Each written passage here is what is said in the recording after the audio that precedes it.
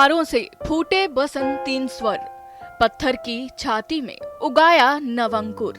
झड़े सब पीले पात, कोयल की कूक रात, प्राची में अरुणिमा की रेत देख पाता हूँ। गीत नया गाता हूँ, गीत नया गाता हूँ।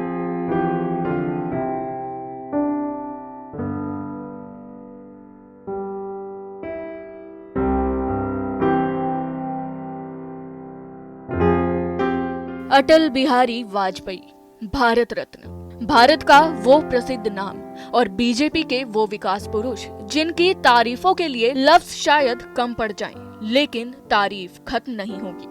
उन्हें कवि कहें, करिश्माई नेता कहें, कूटनीतिज्ञ कहें या फिर कहें अपने शब्दों से सबको अपना बना लेने वाले, अटल बिहारी वाजपेयी भारत की आन बान शान और मान।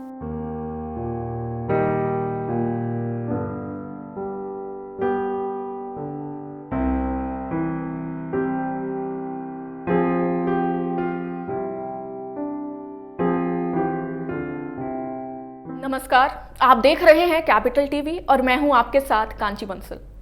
आज तारीख है 25 दिसंबर, भारत के उस महापुरुष का जन्मदिन जिन्होंने भारत की राजनीति को एक नई दिशा दी है, जिन्होंने भारत के विकास में अहम योगदान दिया है, जिनकी तारीफ करने से खुद विरोधी पार्टी के नेता भी अपने आप को रोक नहीं पाते थे।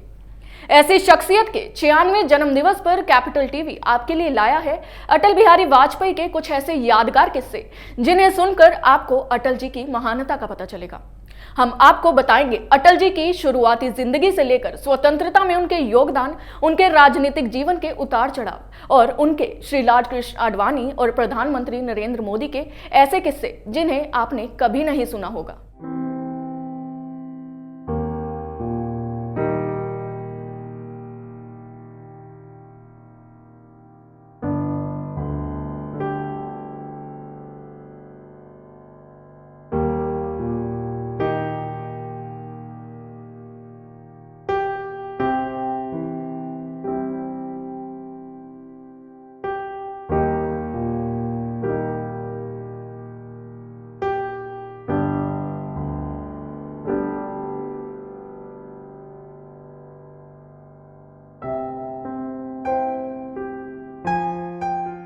तारीख थी 25 दिसंबर 1924। मध्य प्रदेश के ग्वालियर में एक ब्राह्मण परिवार में पैदा होने वाला बच्चा किसे पता था भारत को एक नया रूप दे जाएगा, भारत को विकसित भारत में बदलने का नक्शा दे जाएगा। उस बच्चे को नाम दिया गया अटल, अटल बिहारी वाजपेयी, जो आने वाले समय में सबके दिलों पर राज करने वाला था।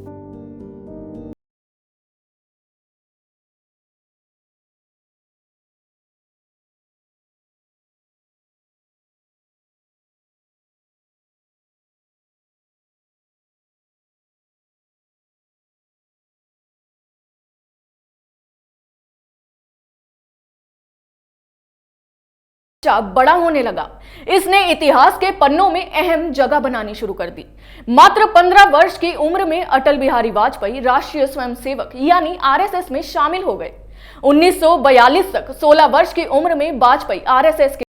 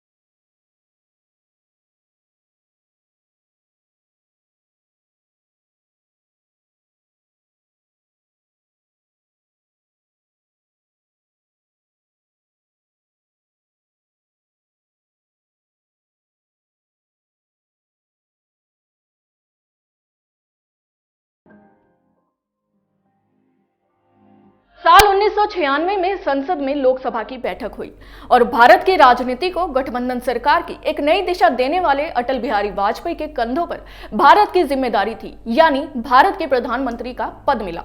लेकिन प्रधानमंत्री का शपथ लिए अटल बिहारी वाजपेयी जी को ठीक से 2 हफ्ते भी नहीं बीते थे जब उन्हें यह पता चला कि वे विश्वास मत के खिलाफ थे और वे हार जाएंगे।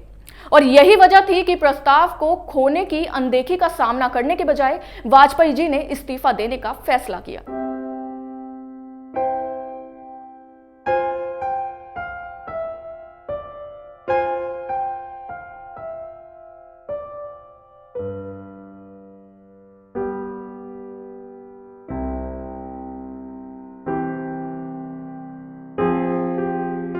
राजनीतिक जीवन के इन सभी उतार चढ़ाव के दौरान श्री लाल कृष्ण आडवाणी हमेशा एक सच्चे साथी की तरह अटल बिहारी वाजपेयी जी के साथ रहे। दरअसल आडवाणी जी पहली बार अटल जी से भारतीय जनसंघ के युवा कार्यकर्ता के रूप में मिले थे जब वे आरएसएस के राजस्थान प्रचारक थे। आडवाणी जी ट्रेन में यात्रा पर डॉक्टर श्यामा प्रसाद मुखर्जी के साथ नवगठित पार्टी को लोकप्रिय बना रहे थे।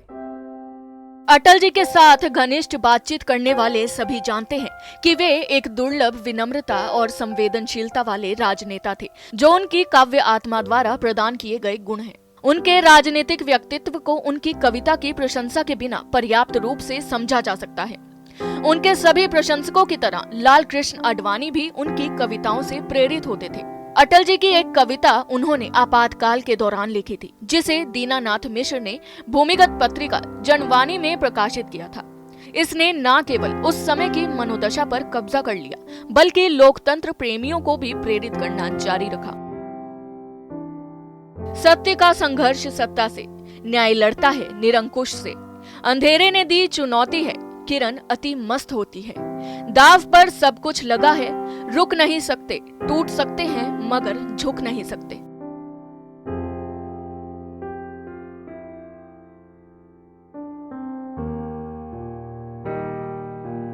अटल जी और आडवाणी जी जनसंघ के सैकड़ों कार्यकर्ताओं के साथ दिल्ली नगर निगम के लिए कुछ उपचुनाव के लिए कड़ी मेहनत किया करते थे।